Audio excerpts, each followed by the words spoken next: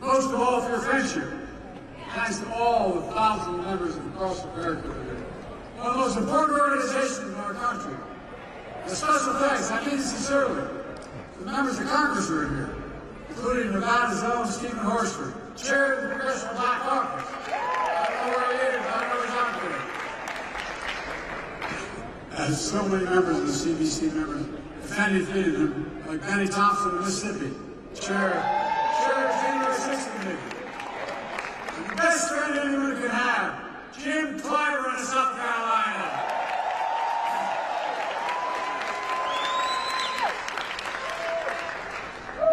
In case you didn't notice, Jim turned around for me.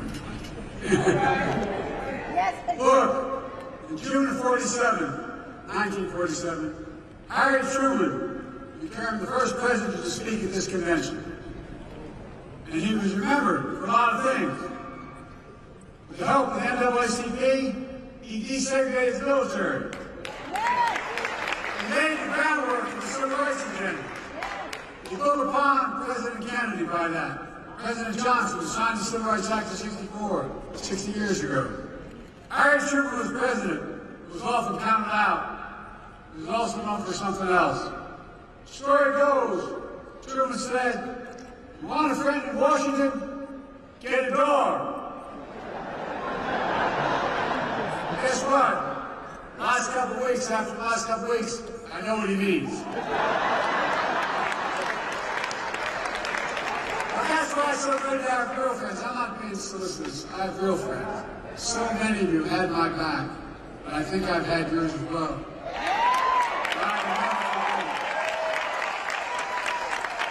I was a couple of Delaware folks here still. One of my best friends, when I was a lifeguard in projects, he was, his nickname is Mouse. Mouse is very good. And I'm not a longshoreman.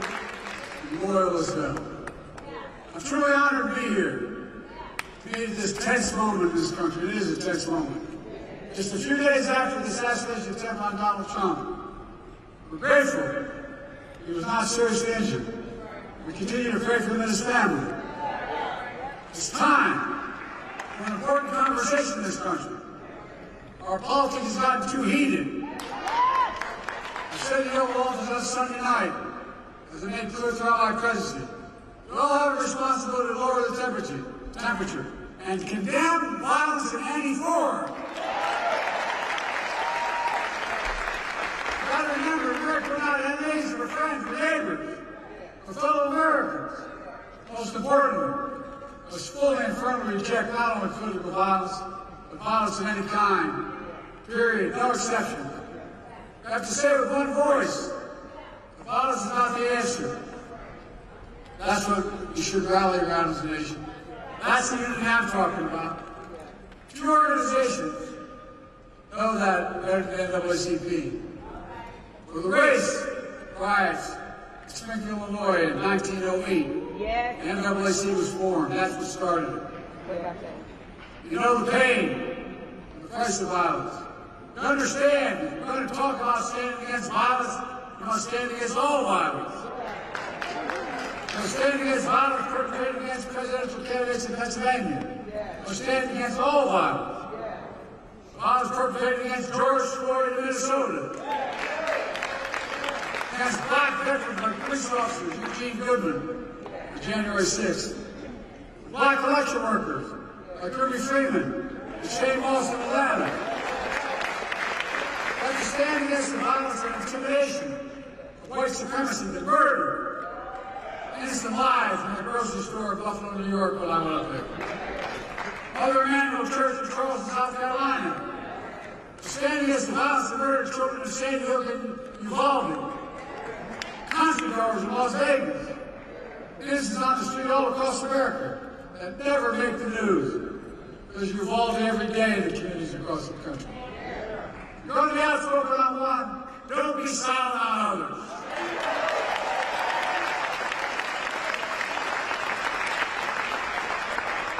We're going to speak about violence. We're going to speak about guns. More children in America die of a gunshot wound than any other reason that That's stunning and that is sick. And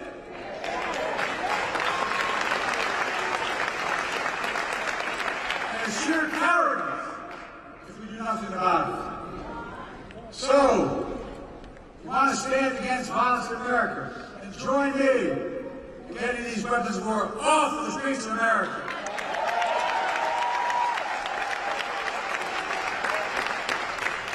An AR-15 was used in the shooting of Donald Trump. This was an assault weapon that killed so many others, including children. It's time to outlaw them. I did it once and I will do it again.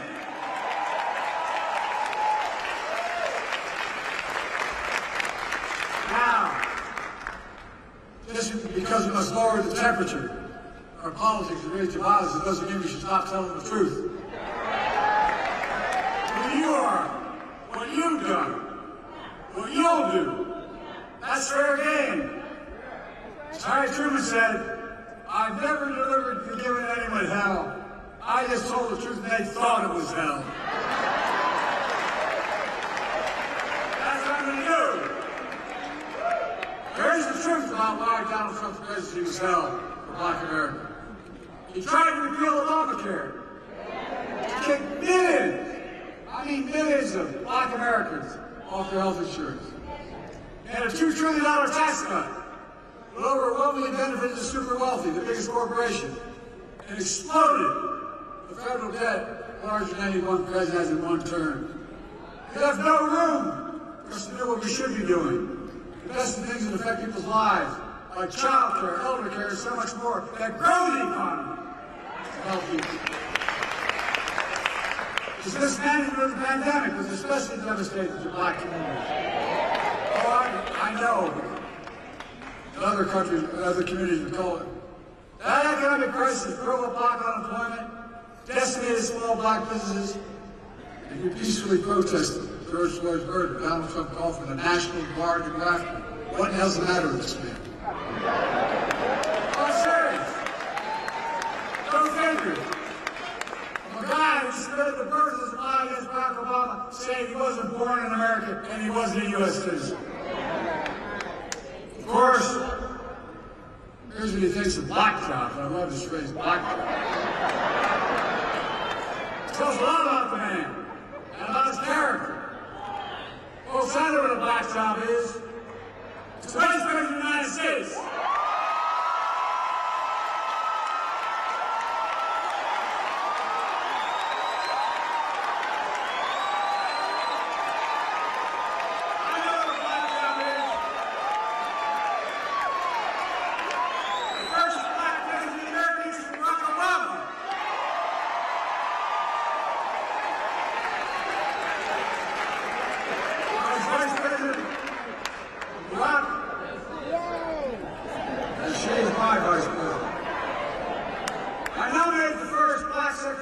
American history. They're doing one hell of a job. I nominated the first Black woman to the United States Supreme Court.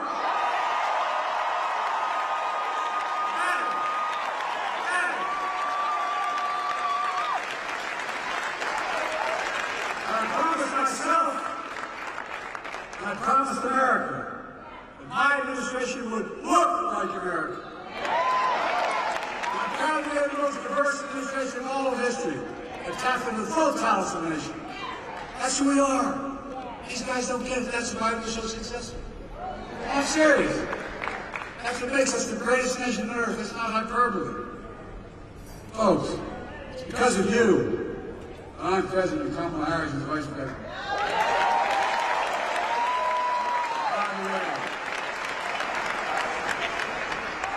She's not only a great vice president, she could be president of the United States.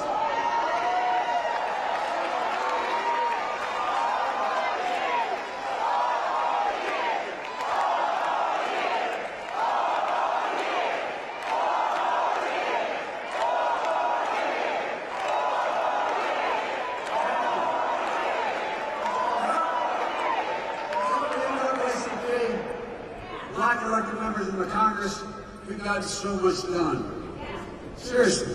President's historian said we've gotten more done of consequence than any president since Franklin Roosevelt. Just think about where the black community was when I came to office. Think about how far the black community has come. We still got a long way to go. COVID no longer controls our lives. Our economy is not literally the strongest economy in the world. Historic low black unemployment. Record growth of black small business. Let me say this again, because Trump is lying like hell about it. Black unemployment hit a record low under Biden-Harris administration. First broadcast for $1,400 checks plus $300 checks per child, per family, per month in the pockets of people of this country. To get them through the pandemic. Not Trump's administration. Kamala did that. We put more money in the pockets than anyone. We cut black, and in consequence, we cut black child poverty in half. And when we finally get through to people, my economic policy grows the economy when we spend money. Grows it. We grew the American economy to the strongest in the world. And I'm determined to make that tax cut permanent.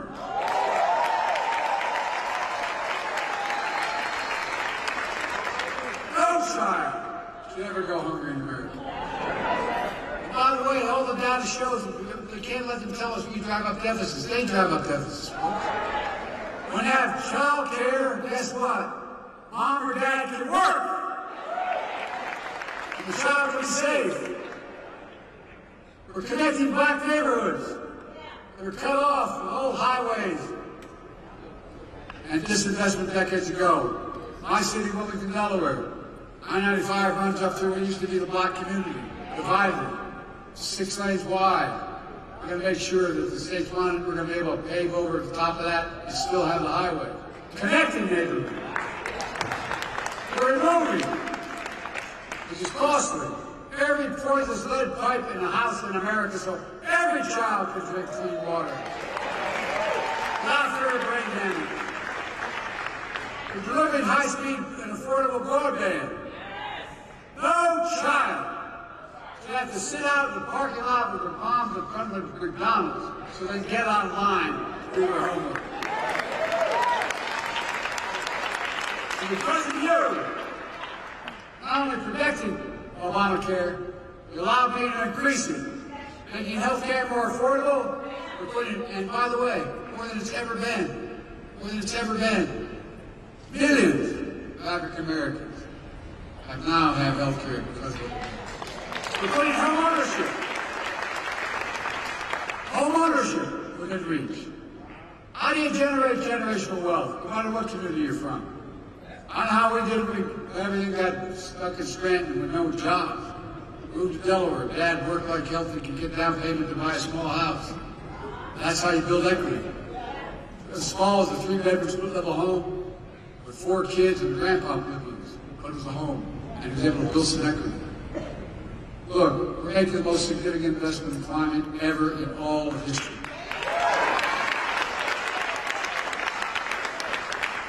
Including the most significant action in environmental justice ever. Look, folks, think about this. My state of Delaware,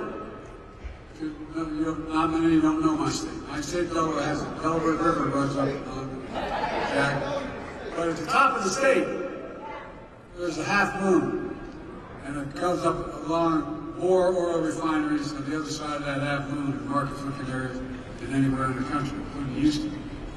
And guess what? Wind blows southeast. We had the highest cancer rate for the longest time. Do you know who's affected? Fence line communities. You know the fence line communities are black communities. And I promise, as we make this legislation work, we're going to take care of those communities first. I mean it. Same way in Louisiana, same way in other places. Look, we received student debt for more than 4 billion borrowers. Significant amount of black borrowers. I don't know how many have called me, say, Mr. President, I've got phone numbers, I've called them back. Mr. President, thank you.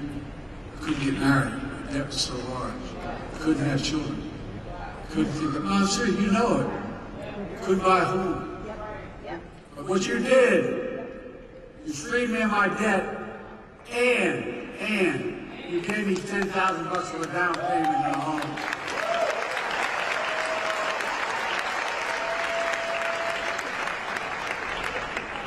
This project, 2024, Trump, 2025, Trump deal. You know, he talks about education. HBCUs are as good as any other university. Guess what? Not serious. Not a joke. But Tom and I have a constant fight. She says Howard's the best. I say Delaware State's the best. That's where I got my start. My point is this. They don't have the endowment. So what are the jobs of the future? The high-tech jobs of the future. You're going to pay a lot of money. They don't have the money for the laboratories. They don't have the money for all that material. So that's why I've invested a record $16 billion in HBCU.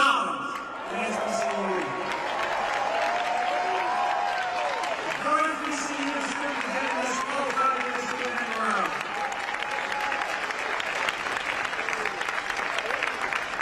By the way, making sure that no one goes to jail for the mere use or possession of marijuana. The record should be expunged. Hold them back. All told because of you, NAACP, making the most significant investments in Black America ever in all of history. We're seeing the results. The racial wealth gap is the lowest it's been in 20 years. Inflation is down. In 3 years, we're coming down further, and we're going to have, as they say, a soft landing. Folks, you're going to see us grow faster and faster. That's not just my view. It's the view of 16 Nobel Prize-winning economists who put out a statement looking at my economic plan and Trump's. They said my plan will continue to lower inflation, continue to grow the economy. Prices are falling. Cars, appliances, groceries. We're going to keep corporate greed at bay. But here's the thing, what they said about Trump. They said his policies will cause a recession. Oh, these are not a Democratic outfit. 16 Nobel laureates. Look, I come from the corporate state of the world, Delaware. I know how they work. There are more corporations incorporated in my state than any state in America, all combined. But guess what? You have to deal with corporate greed now. That's all it is. Corporate profits are double since the pandemic. They keep bringing prices down. We have to bring prices down further. Look, folks, the idea that corporate-owned housing is able to raise your rent $300-400 a month or something. But I'm about to announce you can't raise it more than $55.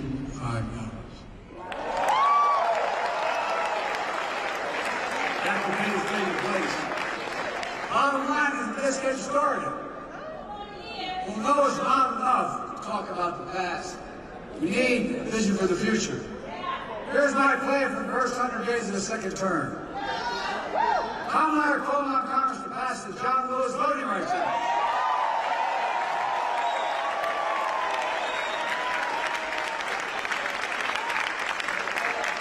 I did all I was constantly able to do with the executive authority, but we need the act.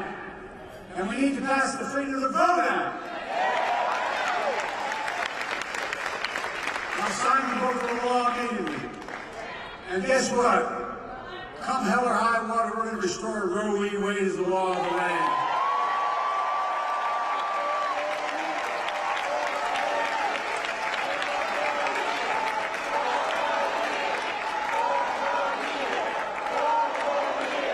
I know. I say Joe, the man of Congress. But guess what? Y'all told me I couldn't pass the Inflation Reduction Act. Y'all told me I couldn't face it anyway. With your help. Republicans blocked the issue reform in Congress. So I signed a historic executive order on police reform. And I'm going to come back and we'll sign George Floyd and police enacting the law. How are we going to stop that? We're going to stop them in their program on 2025. We're going to pay their fair share. And the very next round, as I said, we're going to build 2 million affordable homes. Cap rent increases of 5% a year so corporate landlords can't God anyway. I'm going to get very upset. They're just gouging you. And we're going to keep relieving student debt. And medical debt. Already sure medical debt can no longer be put on a credit report. Normal states will worry about medical debt for pennies on the dollar, so it's not hanging over you the rest of your life. We're going to raise the federal minimum wage. Our first term, we capped the cost of insulin procedures at $35. Total drug cost procedure, beginning in 2024, 5 at $2,000. And some of those cancer drugs are $10, $12, $14,000 a year. But the second term, we're going to do that for not just seniors, for everyone in America. By the way, not only saves lives, it will save taxpayers. Guess what I did on the first round on the Medicare? It saves the taxpayer $160 billion. They don't have to pay these exorbitant prices. These, anyway. This year, Medicare is negotiating lower prices for some of the costliest drugs in the market. That threats everything. That treats everything from heart disease to arthritis. In the next term, I'm going to go further. Give Medicare the power to negotiate lower prices for 50 drugs a year, not 10. That not only will save lives, just as save the taxpayer another $200 billion a year. This is saving taxpayer money. By the way, if you notice, all the stuff they said big spending by, we have lowered the deficit nowadays. We can increase economic growth. Folks, here's what else I'm determined to do. Determined to end Trump's tax cuts to the very wealthy big corporations. Make the tax code fair. Ease the burden on working people. I kept my commitment to pay a penny more in federal taxes. But here's the deal. We have in America, since the pandemic, 1,000 millionaires. 1,000. And how much in federal tax they pay? 8.2%. That's the federal tax, 8.2%. We're going to make billionaires pay a minimum 25%, which is low. No billionaires should pay a lower tax rate than a teacher, a firefighter, a nurse, a janitor. That's simply ridiculous. And when we do that, that alone will generate $500 billion in revenue over the next 10 years. Allowing us to lower costs for families and save the government money. We can do more on elder care, child care, bringing down the federal deficit, so much more. It's not rocket science, folks. But they've convinced us that any spending of money is costly. It's saving money. Like God's truth, it's saving money. That's vitally important. No, the next president of the United States could appoint 2 or more justices to the Supreme Court. Just imagine. I know the states.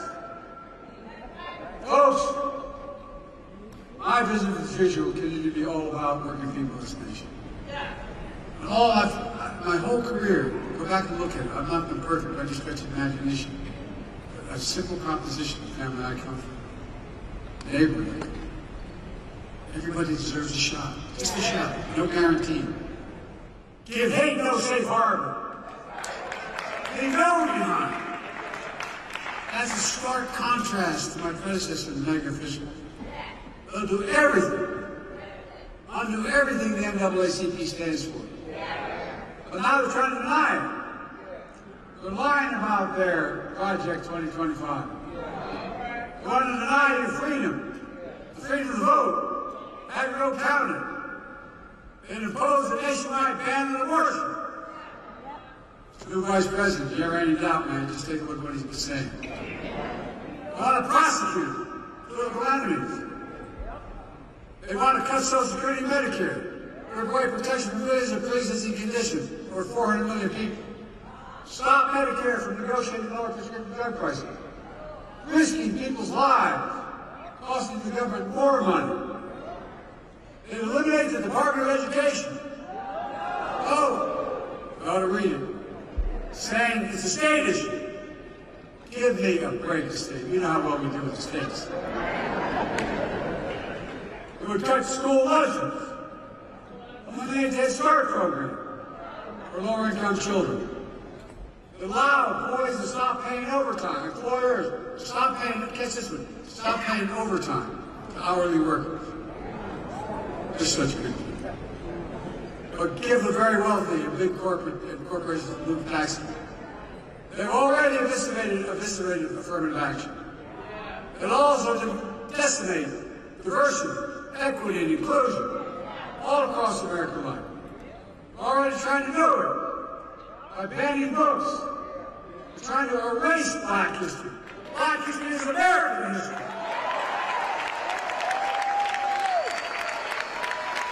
Folks, I'm not being dramatic, but we cannot let that happen. That's why it's so important to me. It's so important to me to make Juneteenth a federal holiday. We can't erase it.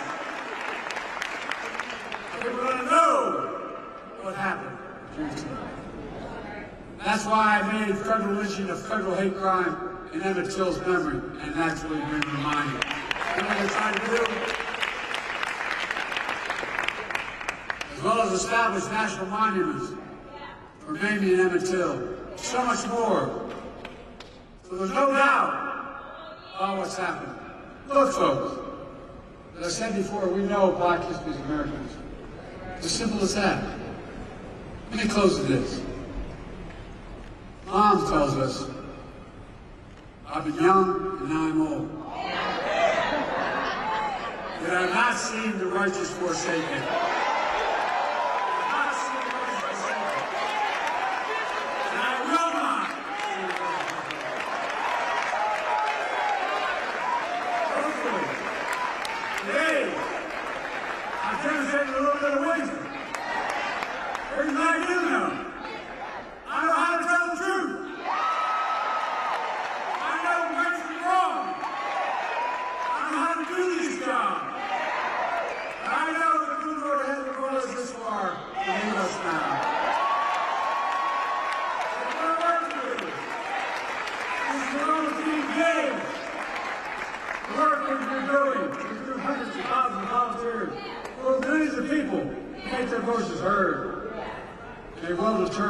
Future for decades to come. Folks, that's important. We must all be defenders for freedom, justice, equality, and the bedrock of democracy.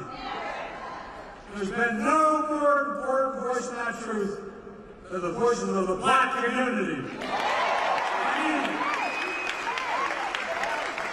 Americans fail to live up to what we say we believe. You don't give up hope, nor do I. We've always loved this country, even when it has not loved us back.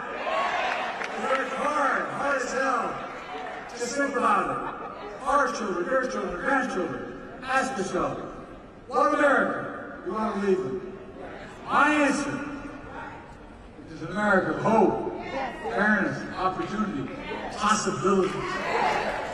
Look, I spent more time with Xi Jinping of China than any other world leader. I was with him in China on the steps of the mountain. He looked at me and he said, "Can you define America?" It's God's truth. I said it recorded. I said, yes, in one word, America. Possibilities. Nothing is beyond our capacity. America, where it's full of promises available to everybody. America, where racism and violence are no longer the ghost that too long haunted the nation. Folks, it's about you and your families. And everything NAACP has stood for generations. Freedom, democracy, America. Always marching, always believing, always keeping the faith. We're going to do this. So they ask you, are you all in? I'm all in. Yes, I know who we are. We're the United States of America. There's nothing, capacity, we do it together. And let's stay together. God bless you all.